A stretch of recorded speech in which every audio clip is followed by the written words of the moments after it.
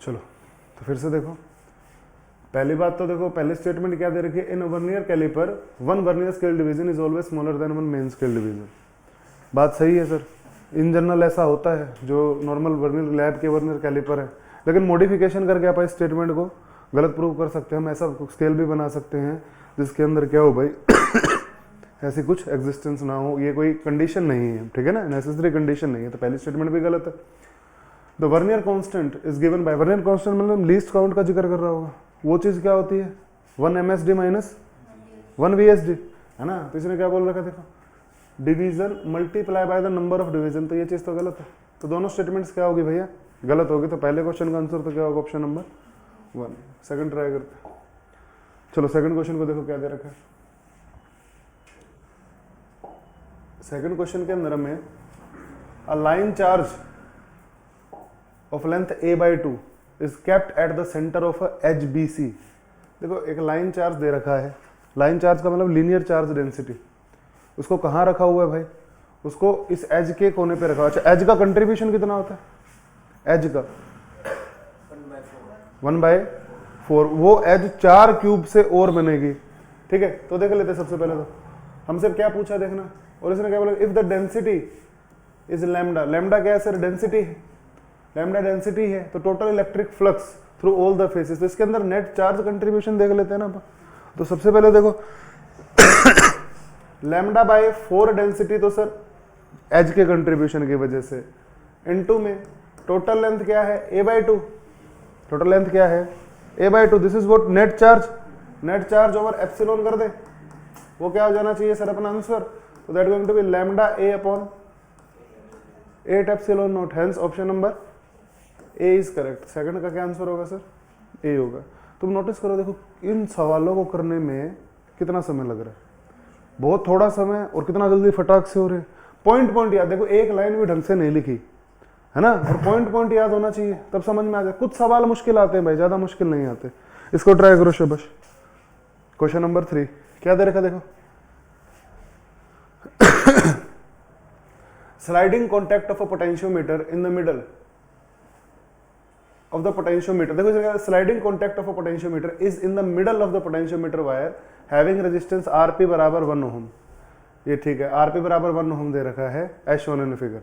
The external resistance is this, the external resistance Re is 2 ohm is connected via the sliding contact. इस question में कुछ missing तो नहीं लग रहा ना, है ना, स्टेटमेंट से थोड़ा सा आइडिया नहीं लग रहा है, इसने क्या बोला, मैं एक बार इसको दोबारा देख लेता हूँ।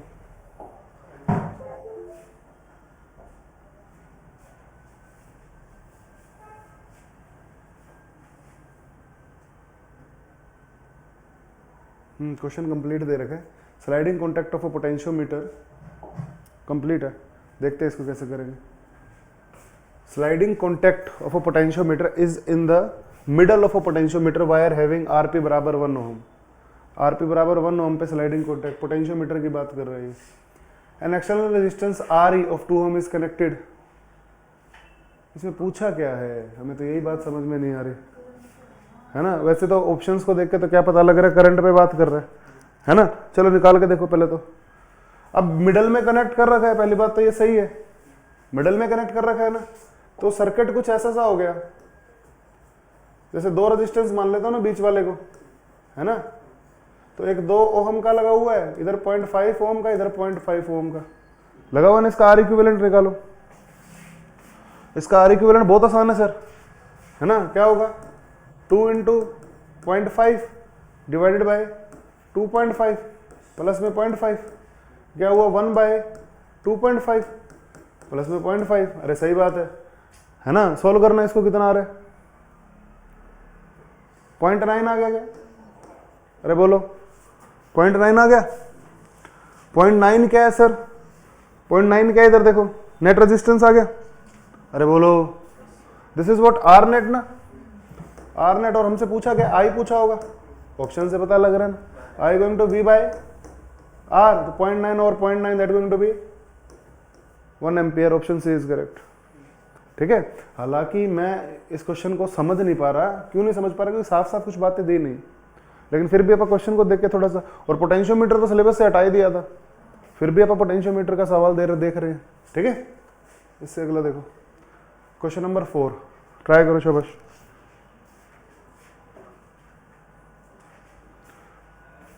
क्वेश्चन नंबर 4 में देखो क्या दे रखा है पहला, इन YDSC,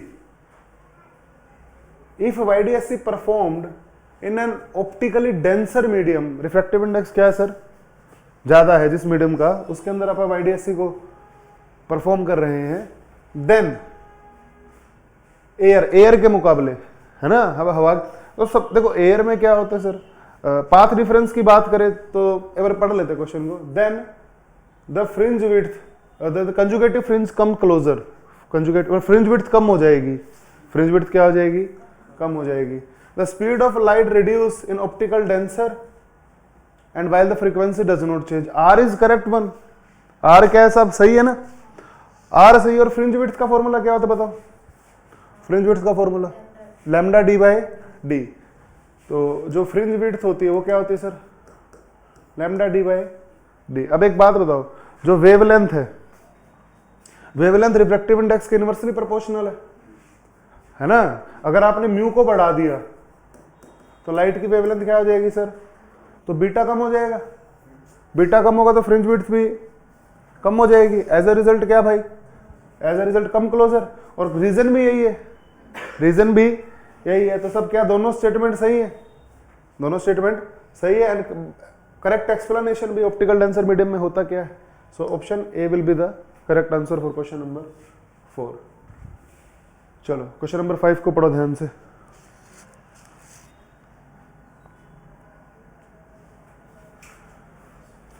फाइव को इसने देखो क्या दे रखा है, two spherical body of same material having radii 0.5 and this are placed in the same atmosphere. एक ही एटमॉस्फेयर में रखी है दो बॉडी, एक बॉडी सर ये है और एक थोड़ी सी बड़ी है, इसकी रेडियस 0.2 है, इसकी रेडियस क्या है 0.8। The temperature of the smaller body was 800 kelvin, इसका टेम्परेचर कितना है 800 केल्विन है, और बिगर बॉडी का 400 केल्विन है। अब एनर्जी रिलीज कर रही है E, then the energy release by the bigger body, bigger body के कारण देखो एनर्जी क्या होता है, एनर्जी प्रोपोर्शनल होता है सर। वैसे तो मैं बता देता हूँ exactly formula, E A T की पावर 4 टाइम्स सिग्मा। तो थोड़ा ध्यान से देखो, सेम एनवायरनमेंट है और बॉडी की ईपी को कंडीशन नहीं दे रखी, तो अपन ये मान सकते हैं कि एरिया और तो E1 upon E2 that is A1 T1 की पावर 4 A2, सही बात है सर। E1 को E बोल दिया ना स्मॉलर बॉडी को, स्मॉलर बॉडी को क्या बोला E, नीचे वाले को E डैश बोल दिया, दैट विल बी A को क्या लिखूंगा देखो अब एरिया 4 पाई आर स्क्वायर ना, 0.2 का स्क्वायर रेडियस का स्क्वायर, नीचे क्या आएगा सर 0.8 का स्क्वायर। पहले का टेम्परेचर कितना बोला 800 की पावर 4 बटे में सोल्व करना कितना हो रहा है, दिस इंप्लाइज। अब देखो इसको क्या कर सकता हूं मैं, दैट मीन्स 1/4 का स्क्वायर, अरे बोलो इनटू में 2 की पावर 4, तो यहां से सोल्व करने पे क्या मिलेगा 4 × 4, अरे हाँ ना, यहाँ पे 2 × 2 की पावर 4 हो गया ना देखो, तो बराबर आ रहा है 1, बराबर क्या आ रहा है 1। तो दोनों की एनर्जी क्या रहेगी भाई, सेम रहेगी ना। अगर ऊपर वाला ई छोड़ रहा है तो नीचे वाला ई छोड़ेगा, तो बी इसका करेक्ट आंसर होगा। बी क्या होगा भाई, करेक्ट आंसर होगा। सही बात है ना, नोट करो इसको शाबाश। वंश और छोटे पेस्ट कर देता है, थोड़ा सा उसको जूम नहीं कर सकते थे।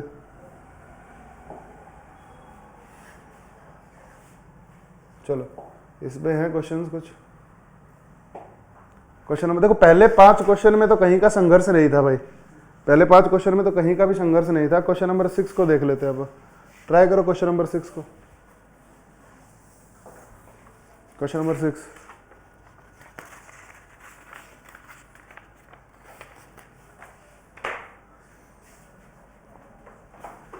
क्या दे रखा देखो, द अमाउंट ऑफ आइस 10 की पावर -3 kg, 1 ग्राम दे रखा है ना, 1 ग्राम क्या है सर आइस है, सही बात है, -10 डिग्री सेल्सियस पे, है ना।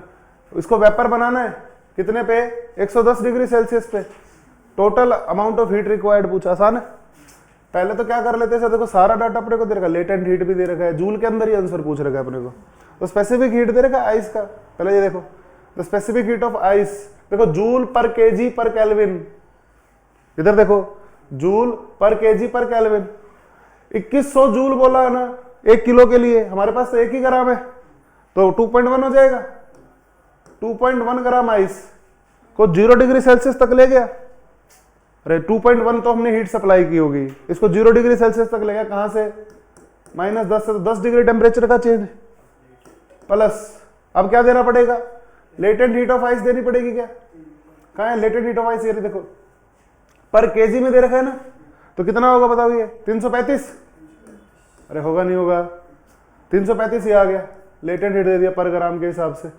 अच्छा और क्या दे रखा है, अब पानी बन चुका है, पानी को कितनी हीट देंगे, देखो 4.18 इंटू में 100 डिग्री तक ले गए, plus latent heat of vapour that is 1.92, अरे हाँ ना बोलो, फिर बाद में लेटेंट हीट दे दी ना हमने पर ग्राम के हिसाब से, उसके बाद क्या बोलेंगे, सॉरी लेटेंट हीट कितनी है, लेटेंट हीट ऑफ स्टीम 2.25 है ना, तो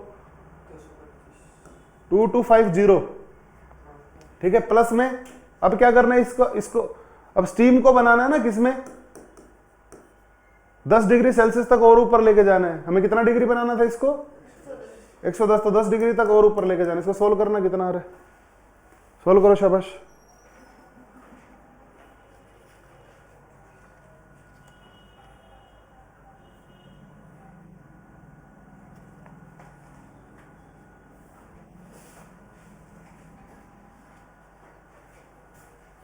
इक्कीस तो ये हो गया ना, प्लस 335 ये हो गया, प्लस 418 प्लस 2250 प्लस 19.2, इन सारा डाटा को सोल्व करके जोड़ मारो कितना आ रहा है,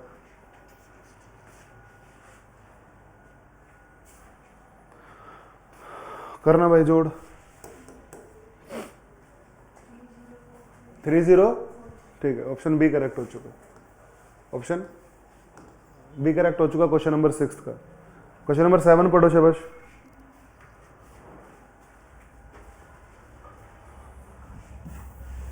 क्वेश्चन नंबर 7 को पढ़ते, क्या दे रखा देखो इसने, an electron in the ground state of hydrogen atom of orbital radius, एक रेडियस दे रखी है अपने को 5.3 इंटू 10 की पावर -11 है ना, ये देखो ग्राउंड स्टेट की रेडियस है, ध्यान से देख लो थोड़ा, the electron in a ground state of hydrogen atom, ये while that for the electron in excited state, R excited की कितनी है 8.48 इंटू 10 की पावर -10, ठीक है, the ratio of de Broglie wavelength, de Broglie wavelength पूछा है ना, of the electron in the ground state to the excited state, ground state का, तो लैम्डा ग्राउंड पूछा है हमसे, divide by lambda excited, radius ground अपने को दे रखा है, कैसे निकालेंगे डी ब्रोगली वेवलेंथ, थोड़ा ध्यान से देखो, हम ऐसे निकालेंगे ना, तो याद करो लैम्डा बराबर h/p होता था, ठीक है, तो यहां से क्या लिखा जाएगा देखो, तो ऊपर लिखा जाएगा p excited state, momentum of excited state ना,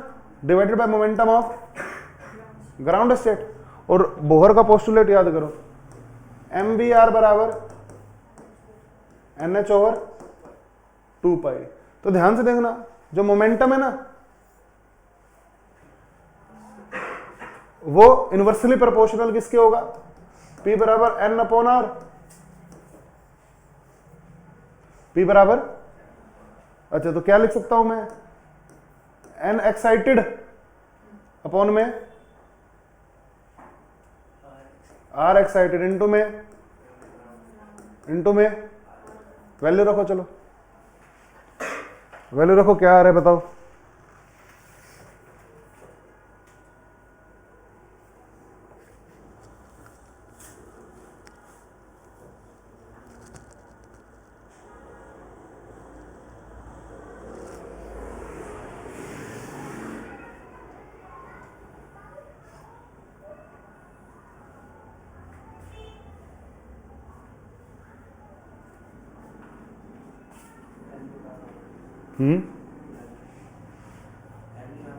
हाँ n निकालो, सोचो कैसे निकालोगे,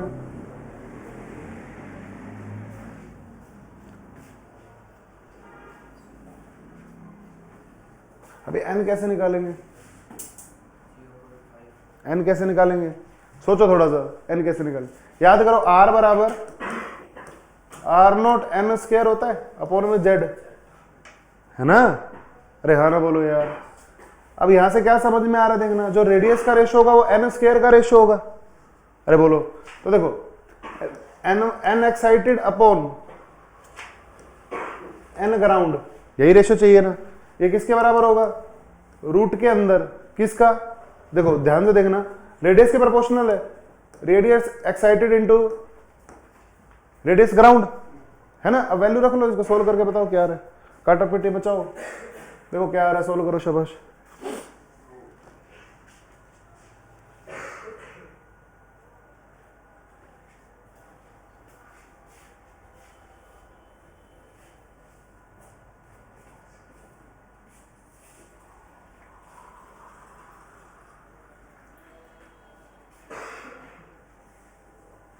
सोल्व करो, शाबाश।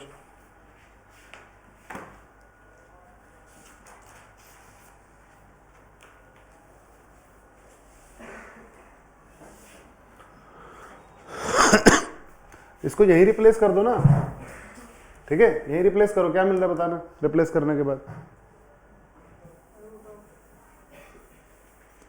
इधर एक नोटिस करो, देखो N E upon N G को R E upon R G लिख सकता हूं क्या, तो जो हमारा रेशियो निकल के आ रहा है वो रूट में क्या बचेगा बताना भाई, डिवाइड रूट के अंदर R G by R E. इसको सोल्व करना कितना आ रहा है, अब इसको देखो आर जी का वैल्यू कितना है, ग्राउंड स्टेट की रेडियस का 5.3 इंटू 10 की पावर -11, और इसका कितना आ रहा है 84, है ना, 0.8 इंटू 10 की पावर। अच्छा तो ध्यान से देखो 84 है ना, 50 को 20 से सोचे तो 100 हो जाता है, 5 है ना 5.3, लगभग 16 पे निपट गया, तो 1/4 आ गया क्या। अरे हाँ ना बोलो यार, तो रेशियो क्या आया, सही बात है क्या, अरे ठीक लिखा, बोलो try question number 8।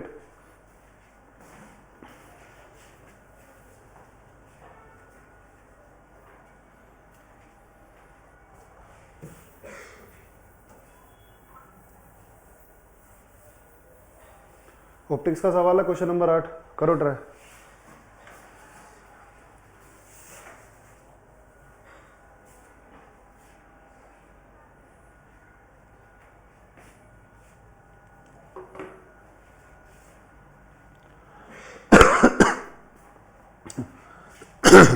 In a diagram given below, there are the 3 lenses formed. Considering the negligible thickness of each and radius was R1 and R2, compare the radius R1 और R2, अपर और लोअर की radius दे रखी है साहब अपने को, तो power पूछिए क्या। तो देखो 3 लेंस का कॉम्बिनेशन हो रहा है, एक लेंस तो ऊपर वाला दिख गया, एक लेंस ये नीचे वाला ऐसा, अरे दिखा नहीं दिखा, और एक लेंस क्या है, कैसा है बताओ, ऐसा है ना। अच्छा इस वाले की रेडियस क्या है इन्फिनिटी, और नीचे वाले की रेडियस क्या है R1 एंड R2, क्या consider the thickness of each this R1 and R2 with the radius upper. अच्छा इसकी क्या होगी R1, इसकी क्या होगी R1, इसकी इसकी और भाई की, तो जो P नेट होगा, नेट पावर बताना, P1 प्लस सोल्व करो तीनों को,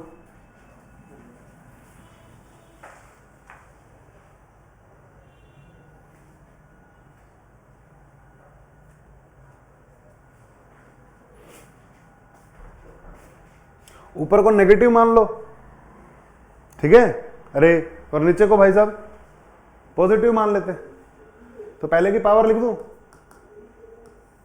लेंस मेकर लगा रहे हैं साहब, पावर का फॉर्मूला बताना, देखो उसके मैं मीटर में कंसीडर करके मैथमेटिक्स करूंगा इसको, और अब थोड़ा सोच लेते हैं इधर, रिफ्रैक्टिव इंडेक्स कितना 4/3, तो 1/3 हो जाएगा म्यू -1, 1/R1 कितना भाई 1/∞ माइनस, दैट इज माइनस का R1 ना, अरे बोलो दिस इज P1, ये क्या हो गया सर P2 कैलकुलेट करो, कितना आएगा बताना।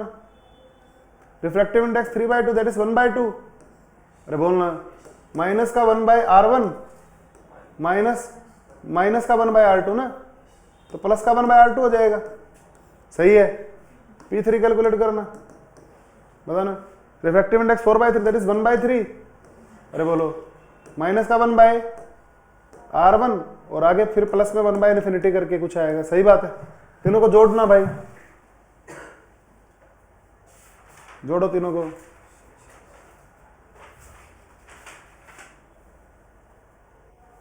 जोड़ो, शाबाश। देखो क्या आ रहा है।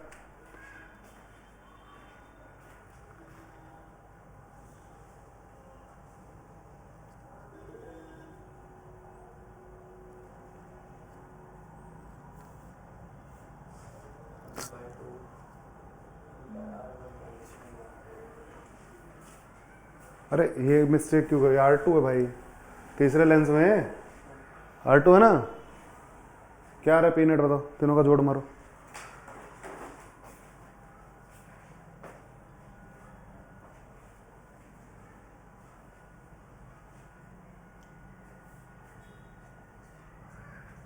बन गई बात, आता दिख रहा है। देखो जोड़ मार के क्या आ रहा है।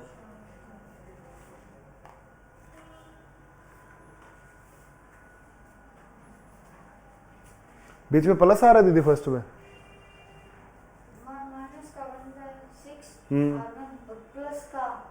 तेरा प्लस R2 आ रहा है।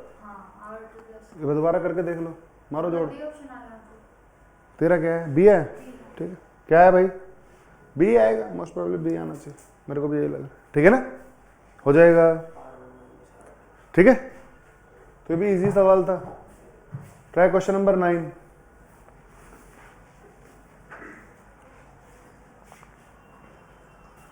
क्या दे रखा देखो,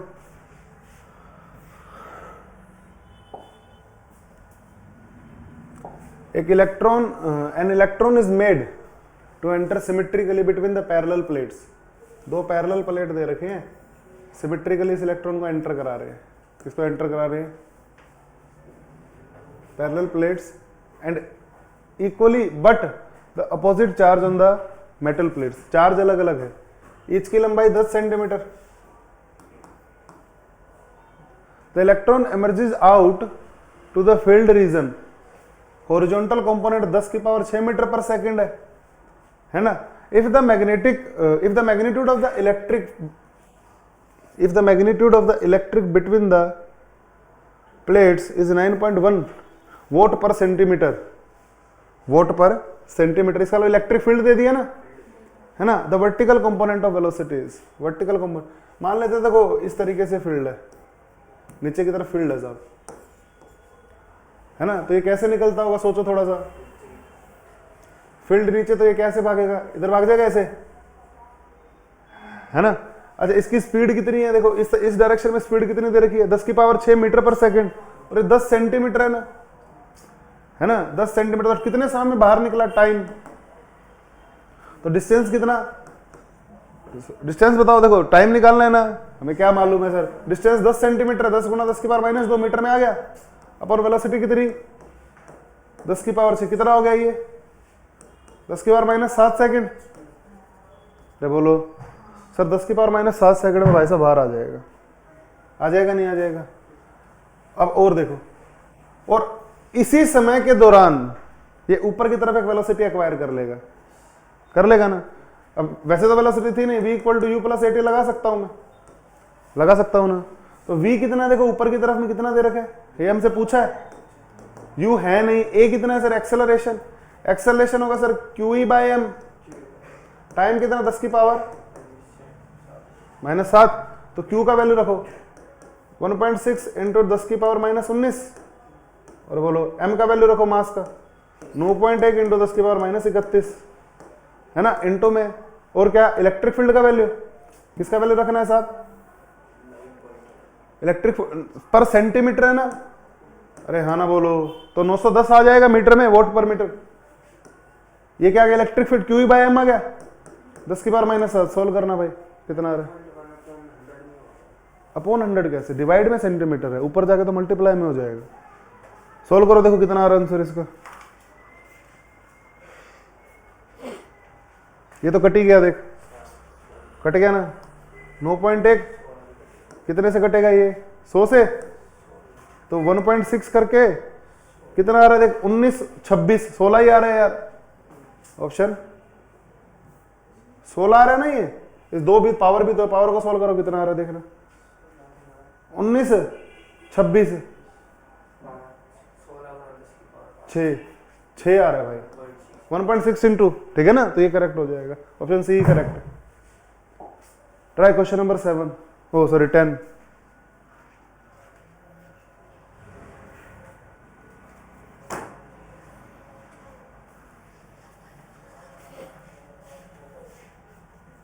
ट्राई क्वेश्चन नंबर 10।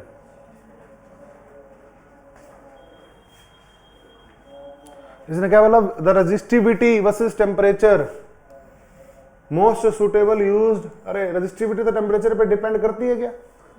करती है ना, हल्का फुल्का करती है ना, लीनियर। किसका बोला इसने? पहली बात तो वो देखो, इसने क्या बोला? The resistivity of the versus temperature curve most suitable used for the standard wire bound resistance, है ना। तो थोड़ा नोटिस करो, याद करो, टेम्परेचर बढ़ाने से रेजिस्टेंस पे क्या फर्क पड़ता था? किसका? कंडक्टर का। कंडक्टर का बढ़ जाता था, तो थोड़ा बहुत इंक्रीज ही करेगी, है ना। और लीनियरली, अरे हाँ ना बोलो, del rho naught some constant rho naught del rho ना, change in resistivity delta T बढ़ जाती थी। तो सुटेबल तो स्ट्रेट लाइन जैसा ही कुछ लग रहा है, प्रोपोर्शनल y बराबर mx प्लस सी जैसा करके, ठीक है। तो ऑप्शन ए करेक्ट होना चाहिए 10th का। Try question number 11।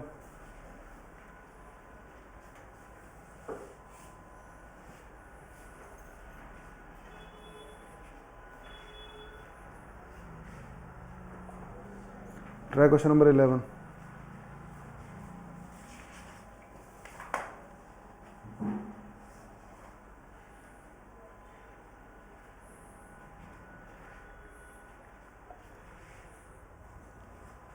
A close organ and open organ, दो पाइप दे रखे हैं, tube filled with different gases having bulk modulus, having same bulk modulus. Bulk modulus दोनों का सेम है।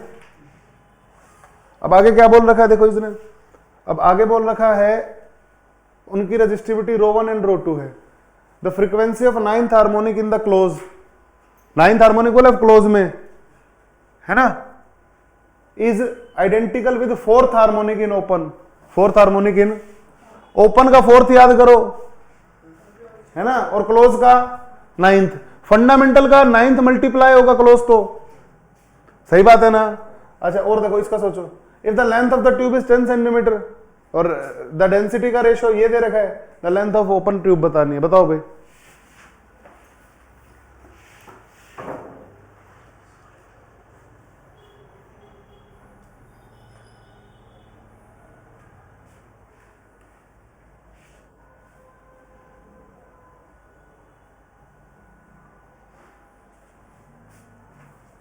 चलो करो एक बार इसको।